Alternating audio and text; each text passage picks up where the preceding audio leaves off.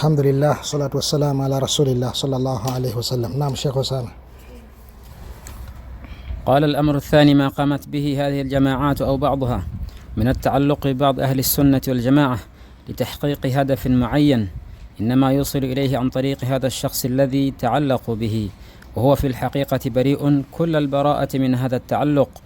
ولكي يكون الكلام واضحا فإنني أقول إن جماعة الإخوان المسلمين دندنوا حول جهود الشيخ محمد بن إبراهيم رحمه الله فيما يسمونه بالحاكمية، فأبرزوا جهود هذا الإمام في هذه القضايا لظنهم أن ما في كلامه يؤيد باطلهم الذي انطووا عليه من تكفير الدولة ومن ثم جواز الخروج عليها، وكذبوا عليه وافتروا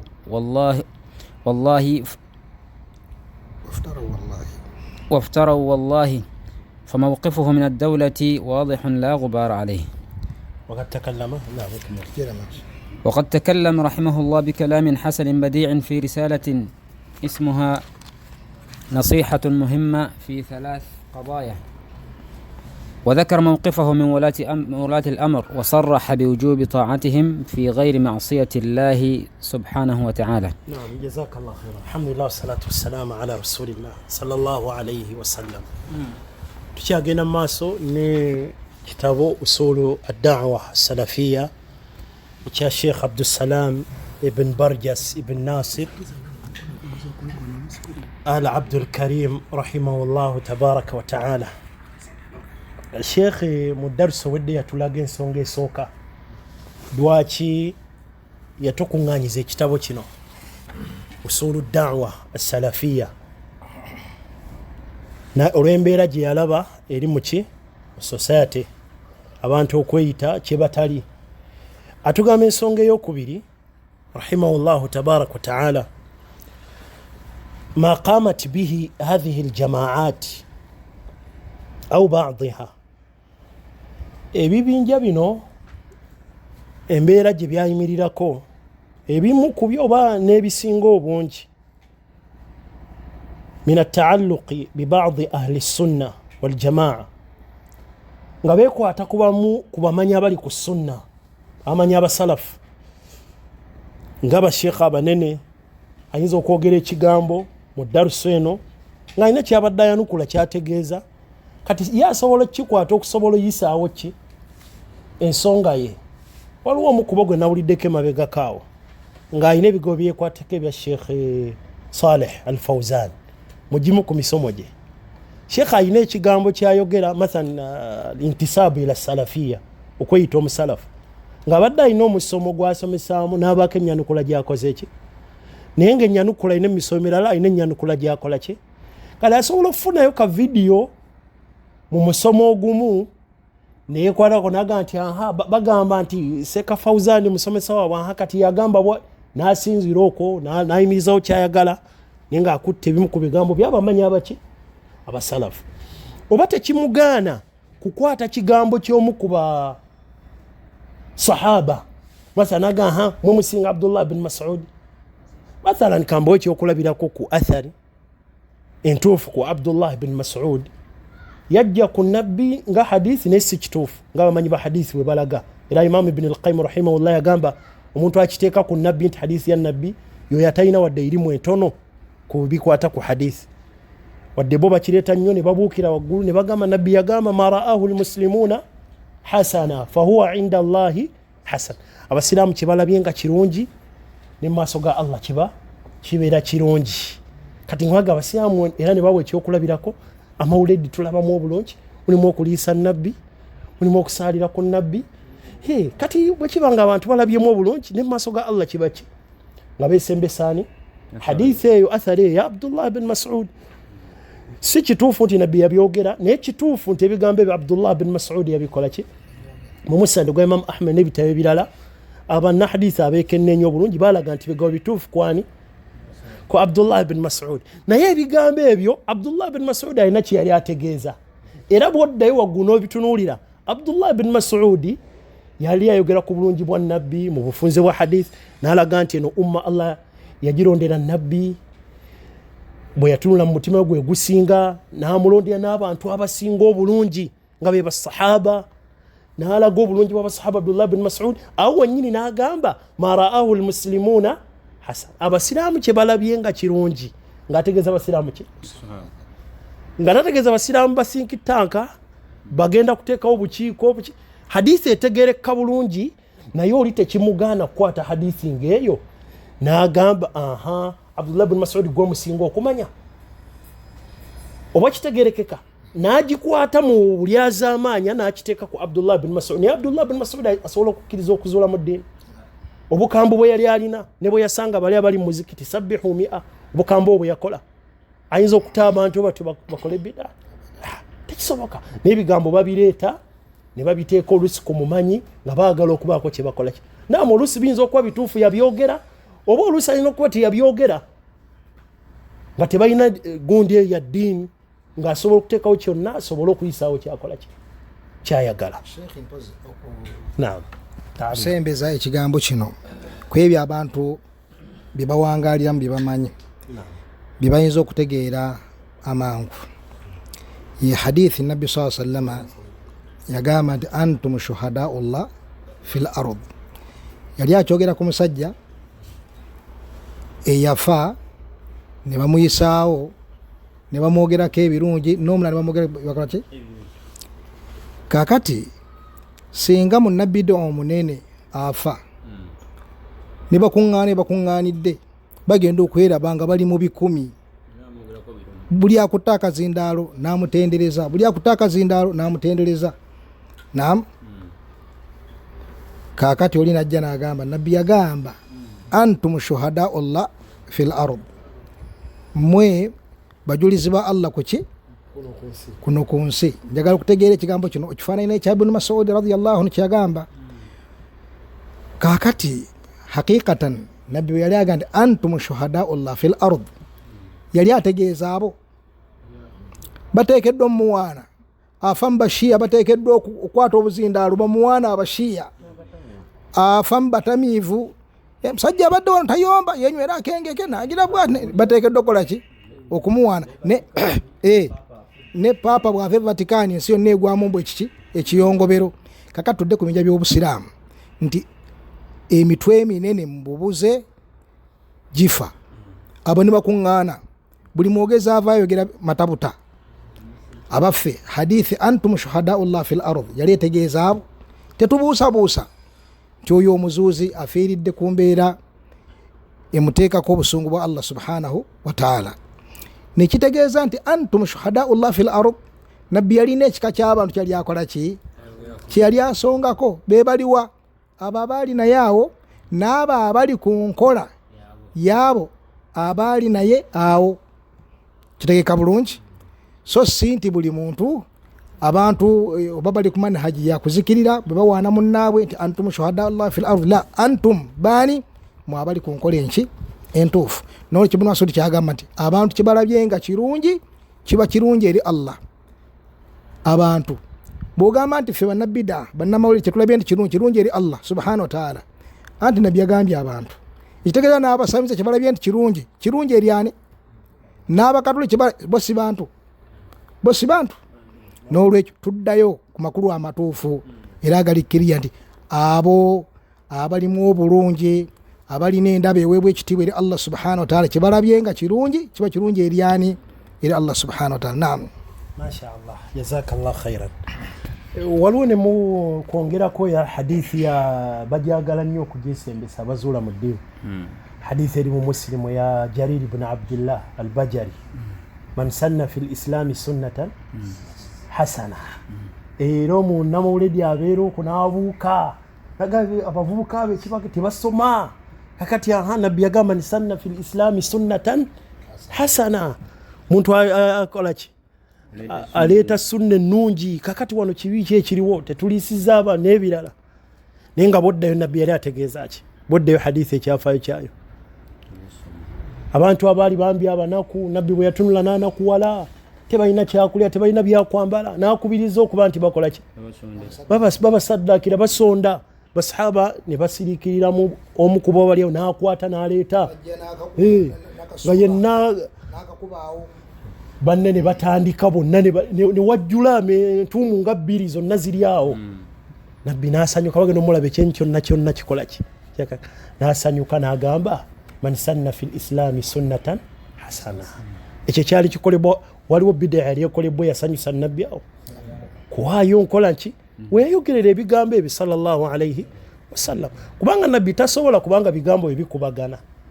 Amakulu ga hadithi etegeeza man ahya fil islami sunnatan hasana, ge makulu amatuufu amanyi ge baleeta ti omuntu azuukusa mathalan enkola ebadde abantu bagyerabira, tugambe ng'eyaki, tugambe mathalan mu kuziika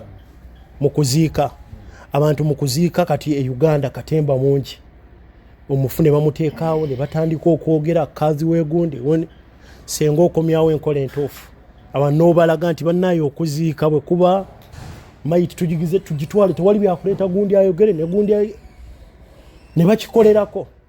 Oba ozuukusizza enkola yali okumulembe gwani ogwo embaga bino bye bakola ne bajjayo omugole ajja awubire ku bagenyi be ne bamuteekeramu engoye n'akyusa ajja abayitamu abawuubire omugole ne bajjayo baganda b'omugole ba sisters be senga ajja amunoonye gwe n'okola omukolo ng'ebyo byonna tebiriiko, abakyala bali eri waabo n'abalala ne bakikolerako, buli anaakikolerako. Naye ekyo ky'oba okoze gw'okitandise oba okijje mu buki obujulizi obutuufu obuva mu Qur'an ne muki ne mu sunna, oba kitegerekese bulungi. Kati ye hadithi eyo ya Jarir ibn Abdillah al-Bajali radiyallahu ta'ala anhu.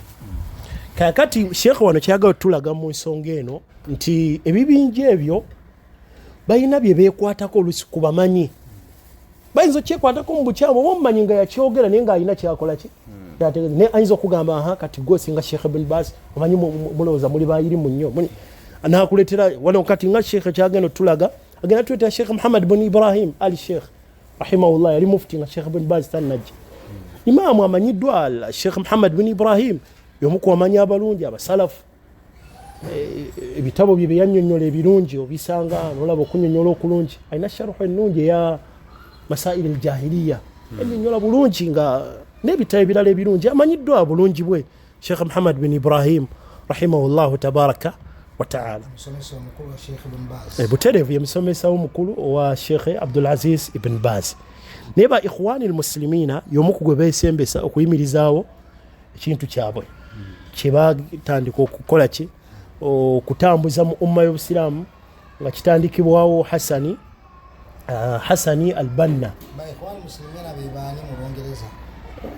be bayita Muslim Brotherhood mu Luganda be tubayite babategeera nnyo mu Luzungu. Ekintu kye batembeeta kijja faananako nga ekya bakhawariji bwe baali baagala era kye bakhawariji bamaani bamutta batta Ali ibn Abi Talib nga balabwe buzibu mu umma.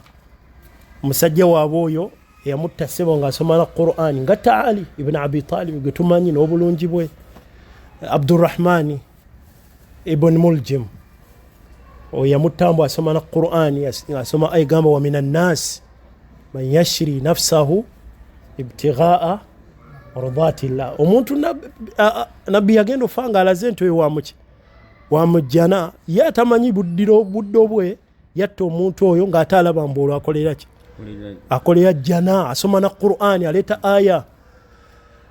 Era nabo omubala gwe baali gwegamba batambuza la hukma illa lillah beba Muslim Brotherhood nabo gwe balina gwe batandika nagwo. Kibinja kitambudde emyaka giri mu 9 ne gigwamu nga kyasibuka eyo Misiri ne bakafuwaliza okwoluusa abakulembeze ne bafuluma ku bakulembeze okwegugunga tulina okuyimirizaawo dawula ey'obusiraamu nga bawanika ekyo nti amateeka ga Allah ge galina okulamu wano kungulu ng'okiraba kiki kye boogera nga bwolaba jihad dini ya Allah tulina okulwanya dini ya Allah Allahu akbar bolaba bakhawarij kye bawanika ne ba Muslim Brotherhood nabo kye bakola ki kye bawanika ne batuuka okubiteeka obumu ku bujulizi okuyimirizaawo ensonga eyo kuba ki kwamanyi. Sheikh soko yongera tutagulya muko enkola y'aba Muslim Brotherhood basiramu bongera okugitegeera biidhini subhanahu wa ta'ala. Sheikh Ngangazi Mufunze dakika nga 5 tugitandikire wa ngazi ekiyitiridde tugikwate mu nahiya kishekhe muddala kibayimirizaako okutambulizaako daawa yaabwe usuli naam firak zibyani ruh okusookera ddala omuyizi ayagala okubeera nga agaziwa ku kibinja kino waliwo ebitabo ebyawandiikibwa ku kyo ng'ekitabo kya fadilatu sheikh al-allama Nu'man bin Abdul Karim al-Watar kiyitibwa al-khutut al-arida kigwa kita Sheikh Osama al-khutut al-arida fi bayani manhaj jamaati al-ikhwan al-muslimin. Ekitabo ekyo kyekimu ku bitabo ebisinga okubeera ebirungi ebiwandiikiddwa ku nsonga y'ekibinja kino ekibuze. Bimu ku bikolo byabwe ndowooza kankoneyo kimu ekubeera nti bagamba nti nataawanu fima ttafaqna alaihi, tubeere nga tukolaganira wamu ku ebyo byetuba twegasseeko. Tulina ebitugatta. Kakati ebyo ebitugatta tukolaganire wamu, tuyambaganire wamu, naye ate wasobola okubaawo ebikola bitya byetwawukanamu. Tukole tutya wanaadhiru baadana baada, tubeere nga tusonyiwagana wakati waffe ku ebyo byetwawukanyemu fima ikhtalafna fihi. Ekikola ekyo yafuuka madkhal, engazi, buyingiriro obugazi obw'okubeera nti nno tebalina kukola amuru bilmarufi wannahi anil munkar wakati w'ebibinja, yani kyafuula ekibinja kya ikhwan muslimin okubeera nga kibudamya buli kibinja ekibuze nga kisobola okubeera mu kibinja ekya ikhwan muslimin.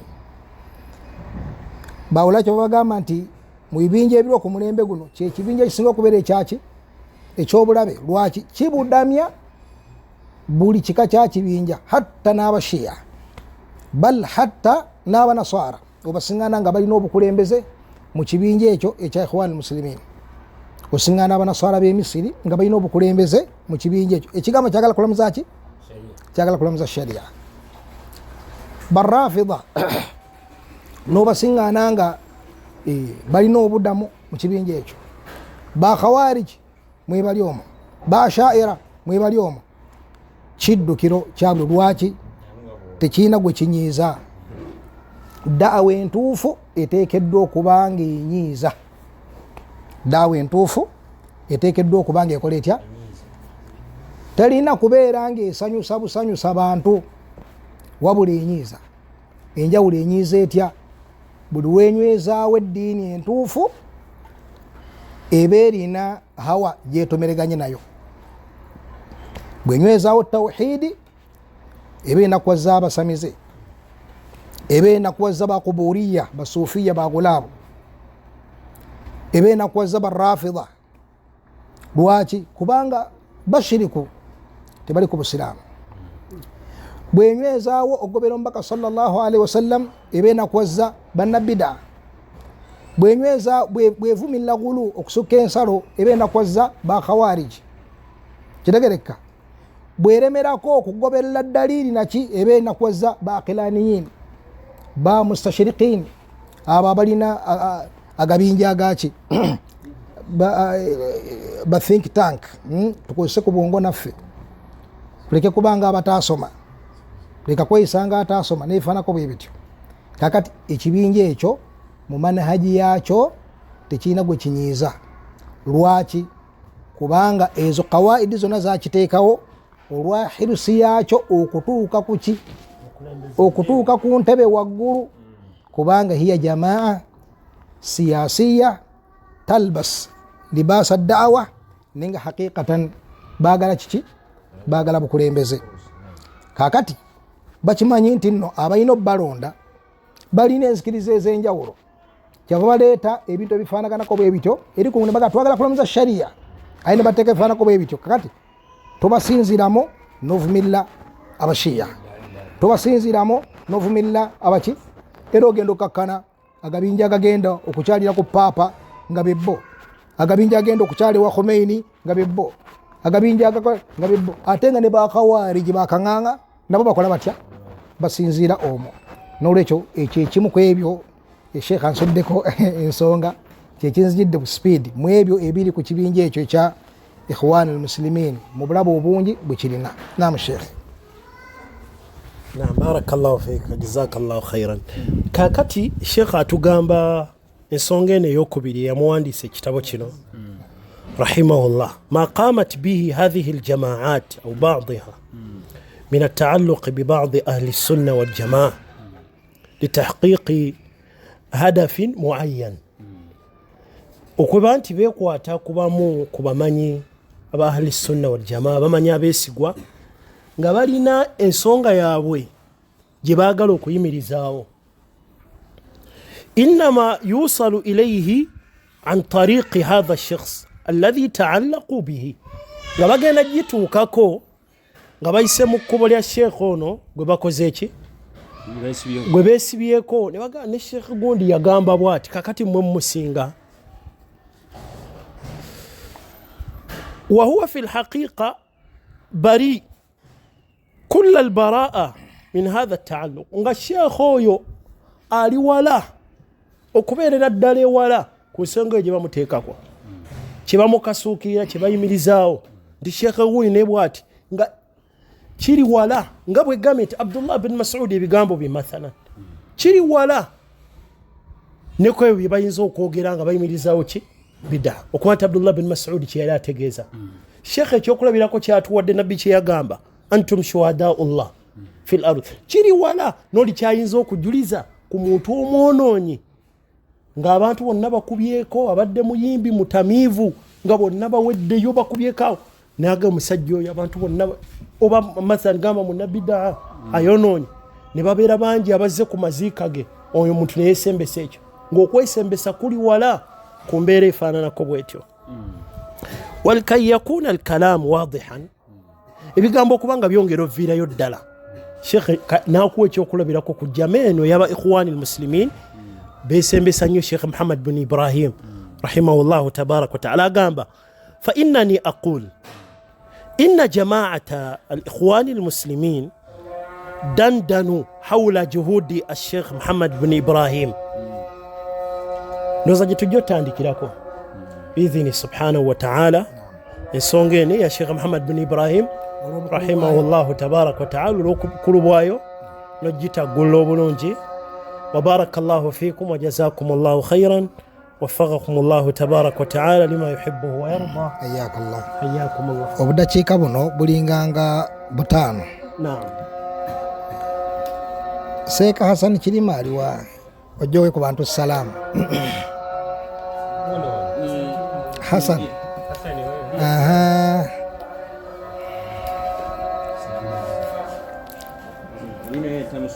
Ne Sheikh muto Bilali Musa Semujo ku basiraamu salaamu. Bismillah, salatu wassalamu ala rasulillah. Assalamu alaikum wa rahmatullahi wa barakatuh. Assalamu alaikum wa Barakatuh. Oyo Sheikh Hassan Kirima saba Allah amufuule ekyengera eri umma y'obusiraamu, muto w'owekitiibwa Ali Kirima hafidhahullah. Na mpino ne Sheikh muto wano Sheikh Musa Bilali Semujo hafidhahullah. Sebo insha Allah gambe yagala kuba nga Sheikh Albani, ayagala kuba nga Sheikh Albani saba Allah ahakake kyayagala. Naam. Assalamu alaikum wa rahmatullahi wa barakatuh. Jazakumullahu khairan. Tujja kutandikira omusomo gwaffe oguddako. Alhamdulillahi rabbil alamin.